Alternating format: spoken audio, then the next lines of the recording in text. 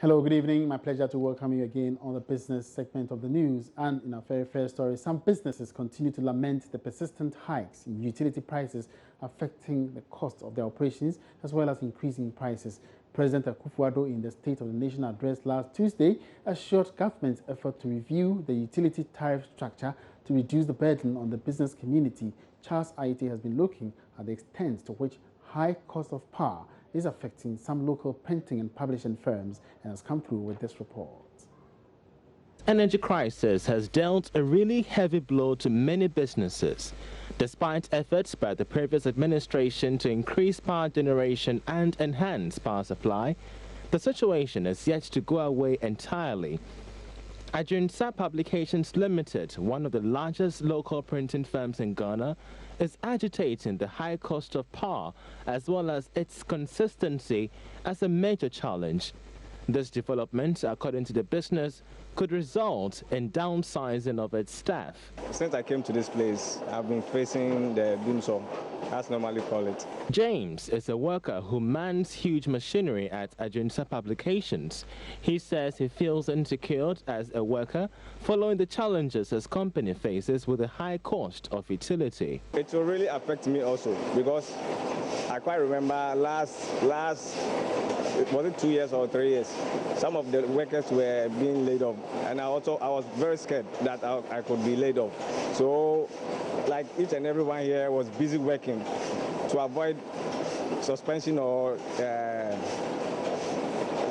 laid off. Speaking on the erratic power supply in the first quarter of the year, Chief Editor of Ajunsa Publications Limited laments the current trend distorts the productivity of publishers in Ghana.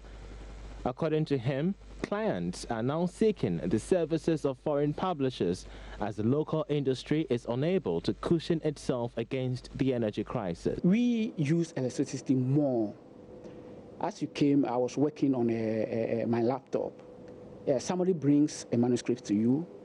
You need to read and read carefully. But at times, as you are reading, your light goes off. So your train of thought also goes off, literally, because you have to stop reading and then wait for the light to come up. Even at times, there are things that you see, things that you see in manuscripts, you would like to establish the fact. You must go online to check, but because the light is off, you cannot do it. The Business Development and Human Resource Manager of Ajunsa Publications Ghana Limited, Evelyn Afra Apansa, tells me a reduction in utility tariffs gives local publishers like Ajunsa the opportunity to expand and employ more workers in 2017. At the moment, operating cost is very high, and for some years now, I've not seen any significant growth here. So with the reduction in the tariffs, in the power tariffs, electricity tariffs, I guess we are going to pay less, so we'll have surplus money to expand, buy new machines, employ new people. Currently, most graduates from the publishing department at the KNUST graduate and then they end up in the banks because we aren't able to employ them. Even as workers here at the Ajunsa Publications Limited are up to their job in such a very busy day as this, one thing resonates in their minds, which cuts across several Ghanaian workers across the country: the high cost of utility tariffs and its effects in the cost of doing business in Ghana. They've raised the concerns and they're waiting on how best government is going to fast-track its resolve in reducing the tariffs for Joy Business. Charles Aite reporting in Accra. Meanwhile, the Public Utilities Regulatory Commission, PURC, has indicated it will sanction utility companies found to have reviewed tariffs without its approval. This follows complaints by some businesses for sudden increases in what they pay for power consumed compared with last year. George Yafe has more. For some of these businesses, their concerns emanate from the fact that we have witnessed a sudden jump in electricity bills, even though there hasn't been any changes in equipment's use. For some, the development is worrying, especially at the time that most of them are yet to recover from the recent energy crisis. Analysts say the development could cripple the operations of businesses. But Director of Public Relations and External Affairs of the PURC, Nana Ajantua, tells Joy Business the Commission will move in quickly to address the situation. We haven't reviewed tariffs since 2015, and I think that it is good this has come up. Yesterday it was being discussed that maybe we have to do some work concerning these complaints. You have to actually go in there to see what is going on, because you hear some of these complaints that people are paying more, even residential consumers are saying they are paying more than what they were paying even last year. It's good that multimedia has come up, so what we're going to do is that starting next week, we will bring a team to multimedia, maybe as a start, as a pilot, to find out exactly what the situation is. With your laws, does it give any provision where these utility companies can work within a band where I might not necessarily even need to come to you to review tariffs by even a point? PURC, as an independent organization set up by an act of parliament, has a mandate to set tariffs in Ghana. There is no way the utility can do their own tariffs without coming to the PURC. What we do is that if any consumer has been overbilled, the consumer is giving back their units. There's a compensation to it. Once we investigate and we find out that that's why we need your bills, per unit is above what PURC has approved, then we'll look at it. But there are other issues that would also make you see some increase in your bills, maybe your own systems, your power factor, the kind of equipment that you are using. In a later development, the Commission has also indicated that small businesses will witness some reduction in what they pay for power consumed after the current utility tariff structure is reviewed.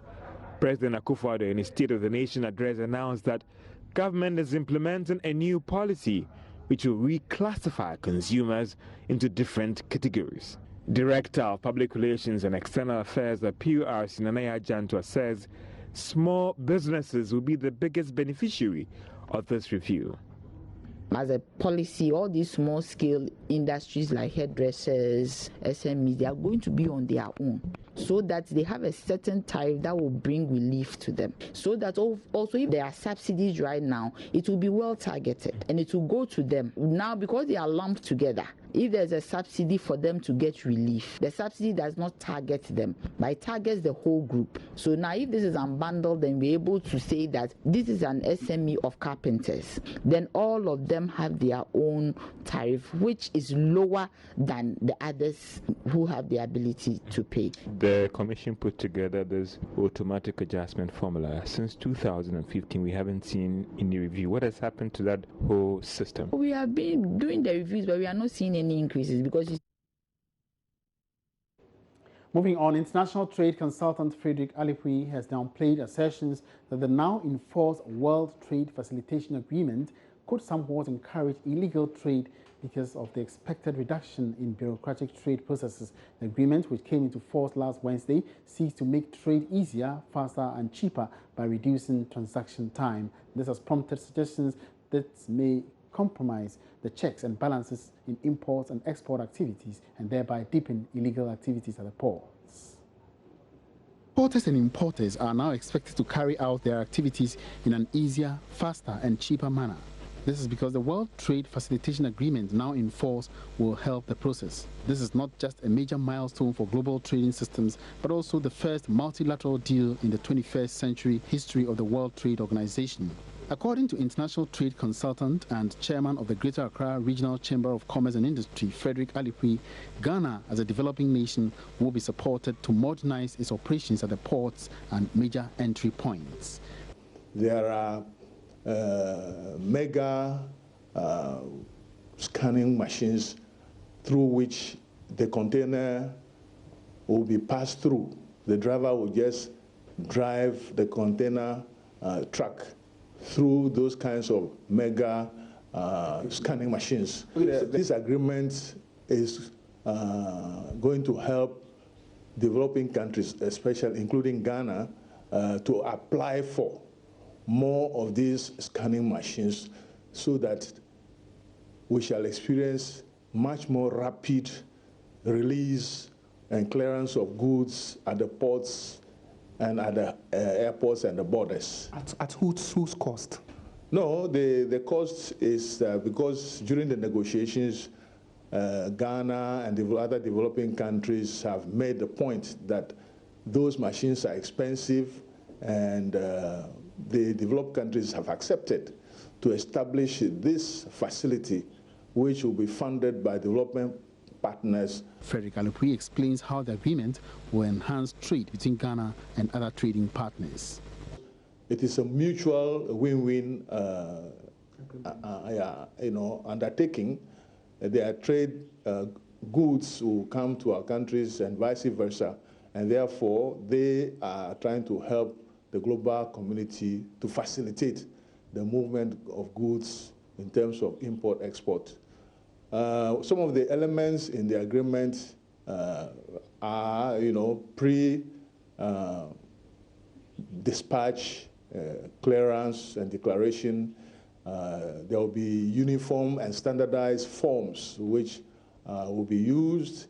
But what to add is that the encouragement for the use of electronic means of declaring goods and also electronic payment system is a modern way of transacting business, all in the bid to speed up the processing of and the movement of goods and services. This development is expected to have a positive impact on Ghana's quest to boost export and the government's export diversification agenda. And that's all in business for tonight. Many thanks for watching. For more business news updates, log on to myjoyonline.com/business. My name is Emmanuel Abuaji Riafi. Have a great weekend.